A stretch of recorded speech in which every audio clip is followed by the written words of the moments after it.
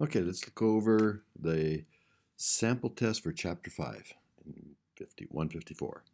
Write an equation of a circle that has a center at 2, -3. Okay, so we understand that the equation of a circle is x squared plus y squared equals r squared. And if we're going to move it 2 over in the positive x direction, we got to go x minus 2.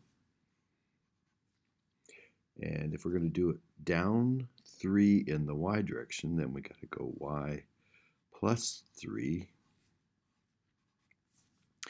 and equals the radius squared.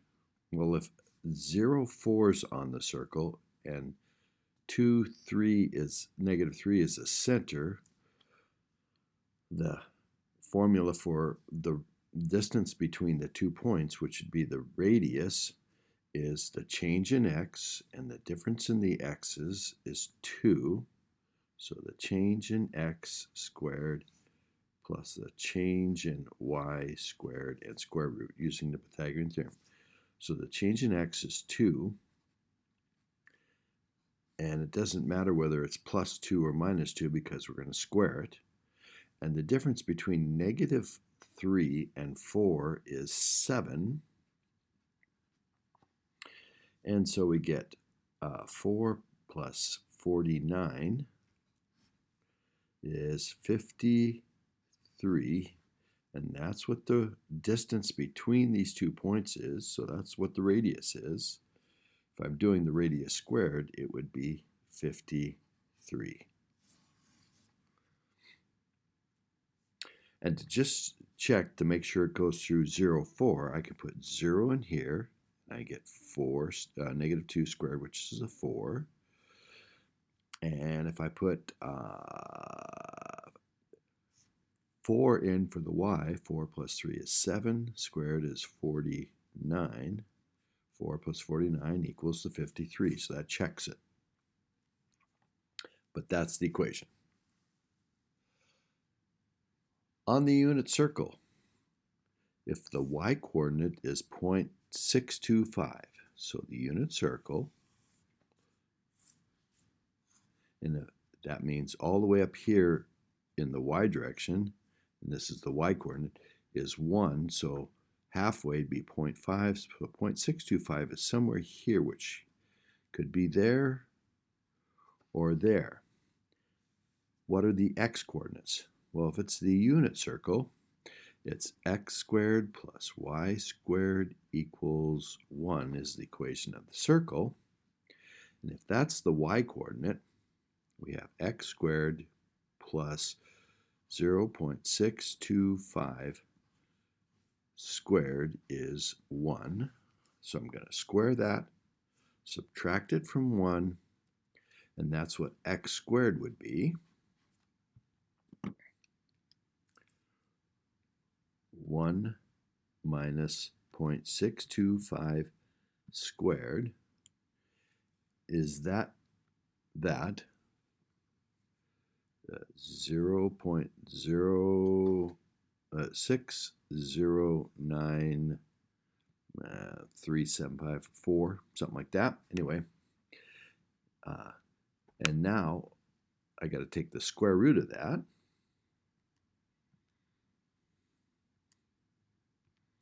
And I get 0.781, rounded roughly. 0.781. And that's one of them over here, and the other one's minus. So I get plus or minus 0.781, approximately. 3 pi over 5 to degrees in decimal format. Well, pi is 180, so I got 3 times 180 divided by 5.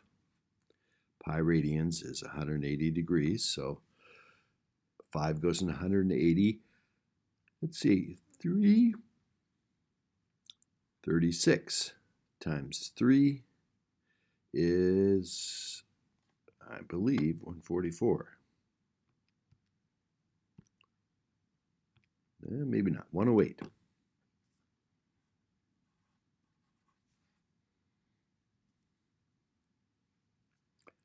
And then in degrees, minutes, and seconds, well, this is an even, so it's 108 degrees, 0 minutes, 0 seconds. Now, if I give you something that doesn't come out so nice, like if this was 7 down there, just a what if, then we'd have 3 times 180 divided by 7, we get that. And if we work with that, it would be 77 degrees. Take away the 77 and multiply by 60 to get the minutes. 8 minutes, take away the 8,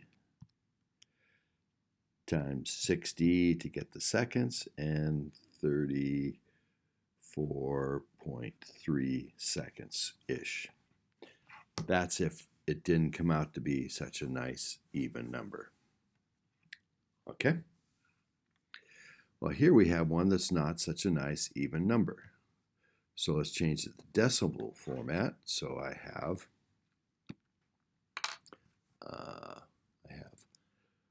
42 degrees plus 27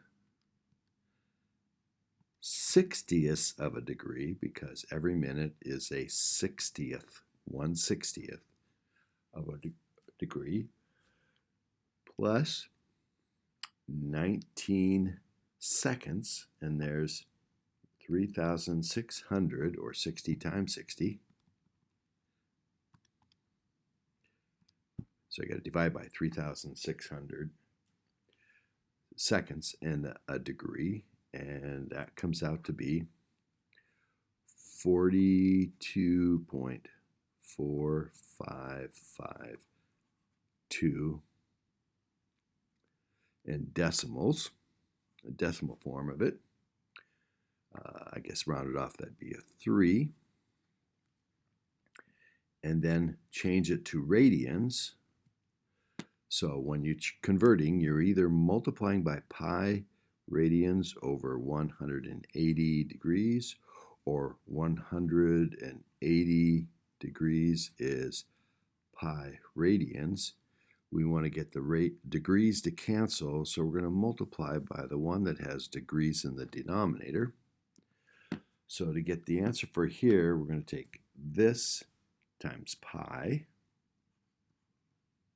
42.54553 times pi divided by 180, and the degrees on that will cancel the degrees on this and leave us with radians, and that works out to be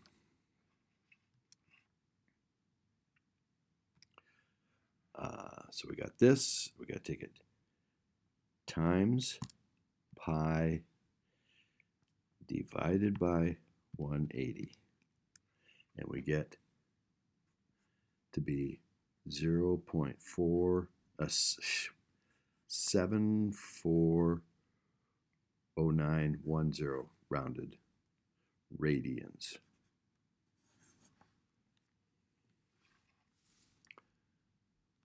Give the exact value, no decimal approximations, of the square root of 2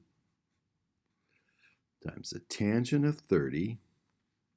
So if I look at the unit circle, 30 tangents opposite over adjacent, and at 30, this is the short leg, long leg, so that's 1/2 over the square root of 3 over 2. The 2's will cancel, and I get 1 over the square root of 3. That's this part, minus 4 times the sine of 7 pi over 6. 180 divided by 6 is 30, times 7 is 210. So if I go to the unit circle and go to 180 plus 30, 210, and I want the sine, which is the y coordinate, which would be this side, and that's the short leg of the 30, 60, 90, 210's 100 pi over 6, or 30 degrees. past 180 or pi. 7 pi over 6 is 1 more than 6 pi over 6. So this is a half and negative. So I've got square root of 2 over the square root of 3. You can do some rationalizing, but you don't have to. My plus, because a minus times a minus is plus, half of 4 is 2.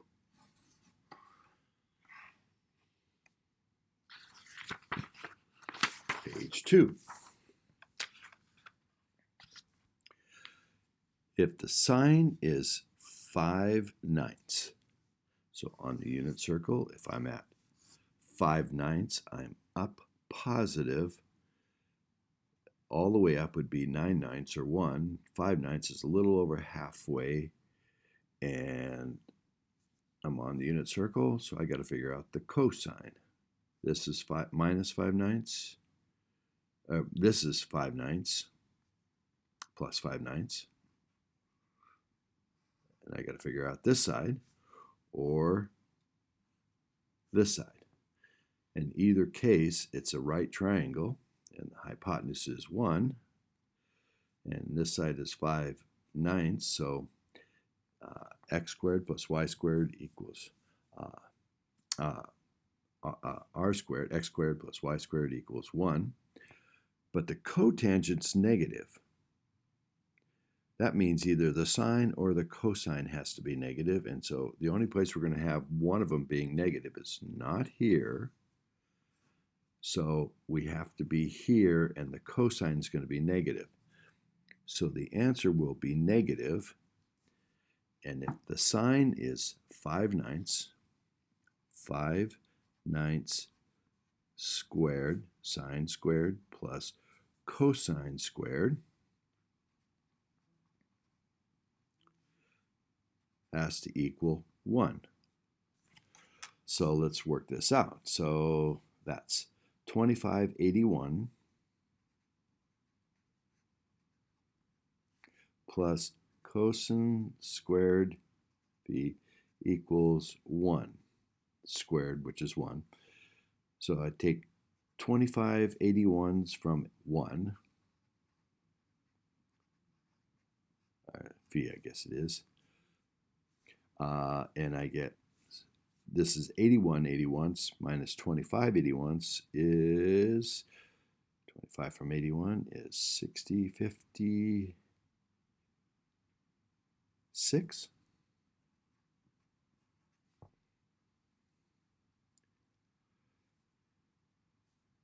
Yeah, 56. And so the cosine of phi is equal to plus or minus the square root of 56, but we're using the minus one because the cotangent's negative. So cosine of phi is negative square root of 56. And you could simplify that, but I'm not worried about that. The tangent will be the sine, and the sine was 5/9 divided by the cosine. And the secant is, let's see, I'm doing exact values, that's why I'm leaving it like that. And the secant is the reciprocal, no cosine, co on it, so it goes the reciprocal of that, so it's minus 1 over the square root of 56. And now, I believe, okay, no, this is okay. So now, 4 is, there's a 90 degree here, and 4 is opposite the 23 degrees. 23, 4 is opposite. So if I want to find the hypotenuse, the sine of the angle is times the hypotenuse, which in this case is z, is the opposite. So z will be 4 divided by the sine of 23. And so I'm going to check my mode, make sure I'm in degrees. Yes, I am. So I'm going to do 4 divided by the sine of 23, and I get z to be 10.24, close enough. If I want to find x, that's opposite and adjacent leg, so I'd use, see, the opposite times the tangent of the angle is tangent is opposite over adjacent, so it's adjacent times the tangent equals the opposite, and the opposite's 4. So the adjacent's going to be 4 divided by the tangent of 23. So if I go up here and replace the sine with tangent, I get 9.42 for x. And for y, 23 plus what makes 90? So it's 90 minus 23, which is 67 degrees.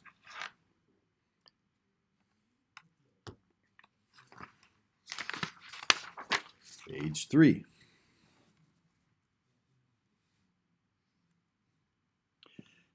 And I didn't have something in my original here. So anyway, 55, 90. So these two have to be 90. So 55 from 90 is 35.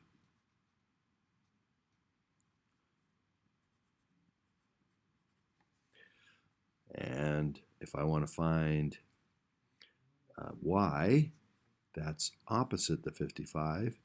And I have the hypotenuse. And the hypotenuse times the sine of the angle is the opposite, which is y. And the hypotenuse is 117 sine of 55.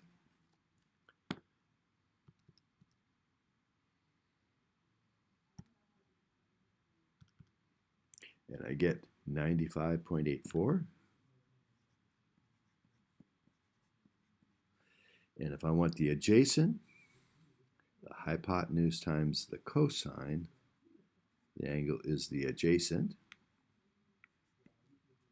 So I'm going to do 117 cosine 55, and I get 67.11.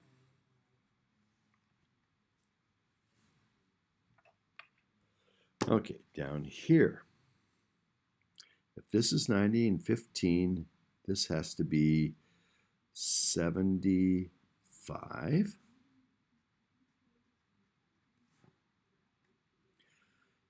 This would be adjacent in this triangle, so I can find y, which is adjacent. This is the hypotenuse of this side. So the hypotenuse times the adjacent cosine of the angle, this is the angle I'm looking at, so this is adjacent to it, is the adjacent. So the adjacent's 32, the hypotenuse I'm trying to find, and cosine of 15. So I'm going to take 32 divided by the cosine of 15.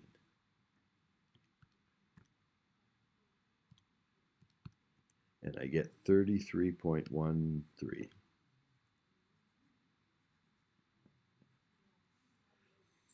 Now, in this case, I'm going to have to use my answer there, which I can keep it, I have it in my calculator, to find the x, because 32 is not a side of this triangle. Now, I could find this one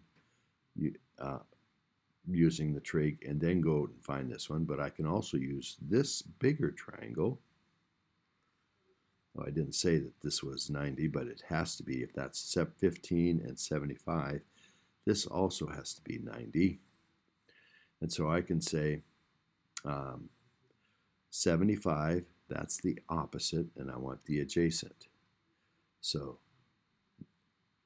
adjacent times the tangent is the opposite. Adjacent, I'm trying to find tangent of the angle I'm looking at, which x is adjacent to, 75, equals, and this is the opposite on this triangle where this one's the hypotenuse. And we figured out y was 33.13. So I got to take my answer from the last problem and divide it by the tangent. The answer from here divided by the tangent is 75. Boy, did I have that all off. I hope I didn't. That's what I was doing. I did. This was the adjacent, and that's the hypotenuse of this triangle. So I did hypotenuse times cosine, or y times the cosine of 15 is the adjacent in this triangle. And now I'm looking at the bigger triangle, and this is the adjacent to the 75, and this is the opposite. So opposite and adjacent is the tangent function. Adjacent times the tangent is the opposite, 33.3, so I'm going to solve this. That's the 33.13. Divide that by the tangent of 75 degrees, 123.64.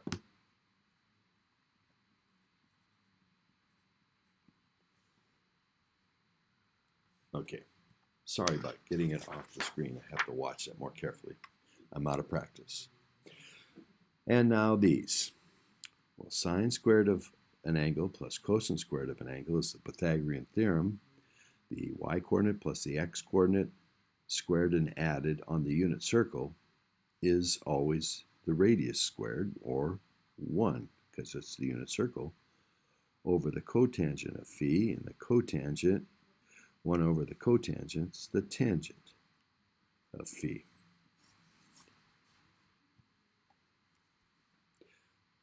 Cotangent is the cosine over the sine. So we're taking sine of phi times cosine of phi over sine of phi. That's cotangent. It's the reciprocal of tangent. It's the x over y. Tangent is y over x, or sine over cosine. And so when we multiply these, the signs cancel, and we get just cosine of phi. And here, cotangent is cosine of phi over sine of phi times secant, which is 1 over cosine of phi. And that's times sine of phi minus 1. So the cosines cancel. So I have 1 over sine that I got to take times the sine. That would be 1. And 1 over sine times minus 1 is minus 1 over sine of phi. Or we could write that as 1 minus cosecant phi. Either one of these answers.